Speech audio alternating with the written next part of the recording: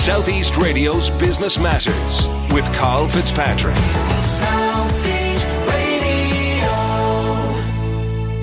Well, with the 9% VAT rate due to revert to the 13.5% rate with effect from the 1st of February, we've been hearing lots in the media about the effect that this will have on the hospitality sector. However, another sector that's going to be equally affected is the hairdressing sector, and our resident economist Marc Coleman has been engaging with them in recent weeks. So Marc, what are they saying in terms of the impact that it will have on them? Let's go back and do a bit of history here. In 2011, on the back of the last financial crisis, the VAT rate, as you say, was cut to 9%.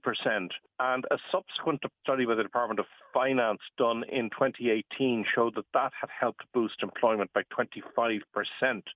I suppose what the industry is saying is that conditions now are in some ways worse than in 2011. Of course, we know that the multinational sector is far and ahead of where it was 10 years ago or 12 years ago. But for the indigenous economy on low margins in rural regional Ireland, with vastly higher costs, 3/4 of the industry report in a survey conducted by the Irish Hairdressers Federation, they say demand is falling or static. Now, we saw the VAT rate on, you mentioned the hospitality industry, but can I mention an industry that's close to my heart, where I spent 10 years of my career very proudly, was the newspaper industry. We're all delighted to see the VAT rate fall to zero, but that sector employs about 4,000 people. Well, the hairdressing industry employs 20,000 people, and it was vital in bringing footfall into small towns. So it doesn't just benefit the hairdressing industry if you cut the VAT rate to 5%, as the Federation are looking for,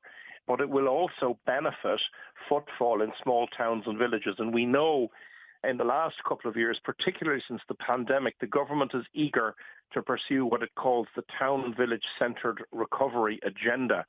That's laid out in the document Our Rural Future. Because even before the pandemic, Karl, we know that a lot of towns and villages got left behind in the recovery that preceded the pandemic. Well, when that happened, as the Department of Finance reports shows, the cut in VAT in 2011 was vital in bringing back jobs into that sector, and in doing so, drawing footfall back into those small towns and villages.